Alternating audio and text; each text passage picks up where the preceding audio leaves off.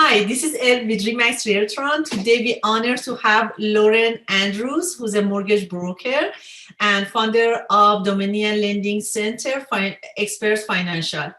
Hi, Lauren. Hi, Elle. How you doing today? I'm fine. Thank you so much. Today we're going to talk about changes are being proposed to the stress test. And Lauren is going to talk more about these new rules. So, Lauren, what changes are being proposed to the stress test and how will it affect home buyers getting qualified for financing? Okay, perfect. Elle, yes, to start off is basically the market has been kind of, how would you describe the market right now? The market right now is kind of like a spring market, so lots of transaction is going on. Yeah, so it's still pretty active. Still not a lot of inventory out there. A little bit more is coming up, but it's been pretty hard for the buyers, I would say, right? Yeah, it's better than January and February, but compared to other years, of course, we have lack of inventory. Okay, perfect. So just to give you an idea, for the last couple of years, there's been 25 changes to qualifying and all the rules and everything else over the last couple of years. So it's been, it's been almost hard to keep up, especially if you're a buyer in the market, and you have to be able to navigate through that. So what was happening is there was some outward pressure from for the government to intervene, which they like to do, and for the sake of saying that they're doing something, I think what it really means. So what they're proposing to do is change the stress test and increase it for the current 4.79 that it is right now to 5.25. Okay. And ideally what that's going to do in terms of my borrowing power, it's going to reduce what I can borrow by about 5%. And that is basically what they're going to try and do. Will it change the market, or will it have an effect on the market or cool down the market? Not at all. It's not going to happen. And in many ways, it just doesn't make sense. But it's what's being proposed. Now, it's not 100%, but usually when they come to this particular point, when they've initiated these pre-announcements, it usually comes into effect.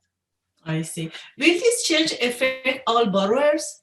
That's a great question. So no, in essence, it's going to affect any borrowers that have a 20% down payment or more. Okay. The stress test is going to remain the same as it is for anybody that is putting less than 20%. And actually, let me go back 1 second now, because I think when I just talked about stress test, but there might be people not knowing what a stress test is. What does that mean? Why does this guy keep saying stress test? And what does it mean? So are you okay if I just explain what a stress test? Yeah, for sure. So basically what it is another one of the brilliant moves that the regulatory body came into play is they said, it doesn't matter what rate that you're going to be getting for your 5-year term, 3-year term, or variable. What we're going to do, we're going to make you qualify at a higher rate, okay? Because we want to make sure that if the rates are to go up in the future, you're still going to be able to afford your home. Okay. Now, so that's why when we talk about stress tests is because I'm throwing up 4.79 and 5.25, and people go, my God, why are the rates so high?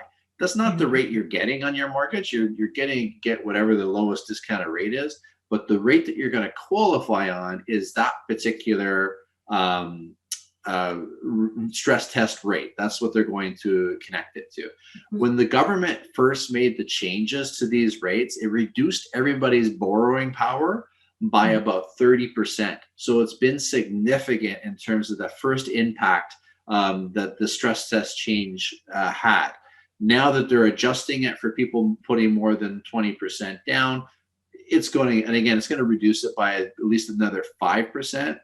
But to go back to your question now, so I just want to explain what that stress test is. Anybody that puts less than 20% down is still this existing stress test. The 4.79% is going to remain in effect for that. It's not going to affect those people.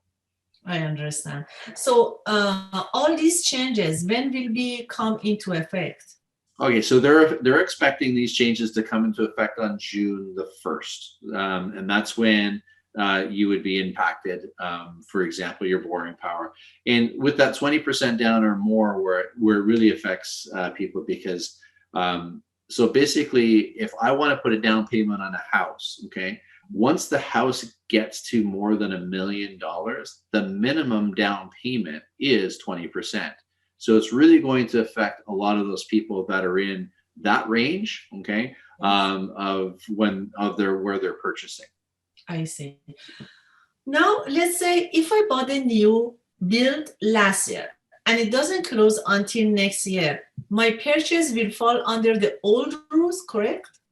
That is an amazing question, Elle. And right now, all points indicate that no, it's not going to be grandfathered into these new rules, which is a huge concern. Because if I bought a property and let's say I just barely qualified with 20% down, I just got in there, and all of a sudden now my property is not closing for a year from now, and if nothing changes as far as my income or my down payment, all of a sudden now I could be out of the range of qualifying under an A lender because they just changed that rule on me. They just yanked the carpet out from underneath me by making these changes and say, oh yeah, no, I'm sorry.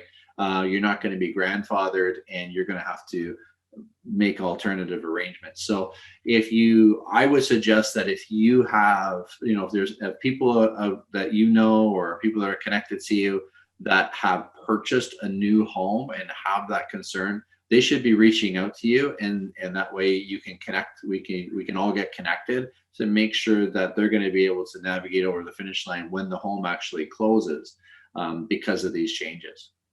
Oh, I see.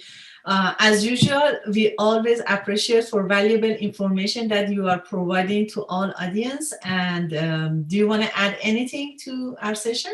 Yeah, I would just say that knowing that the changes are coming up, there's a really, like, a lot of people right now are looking to see how much equity they can get out of their home to be ready to invest in the next property. So if you have an existing home, you want to do refinancing to get that equity. Let's say you want to, take your clients to get a down payment. People are coming to me regularly because the rates are so low. So it's a great time to position yourself for that. And I would suggest, they should reach out to you and make that connection, because after June 1st, they're not going to be able to take as much equity out because it's going to affect people refinancing as well. And same thing if, some people are thinking down the road, okay, I'm going to hold on to the market, but they're in that range of having, the 20% down, they should definitely reach out to you and get us all connected. So we make sure that we know exactly what they qualify for. That's a good point that you brought up. I didn't know it has impact on our equity as well. So you brought up very good point for investment properties that people are going to use. So that's awesome. We are looking forward to have another session with you. And thank you so much for accepting our invitation. Thanks, Alice. Pleasure to be here. Thanks. Have a nice day. You too. Keep safe.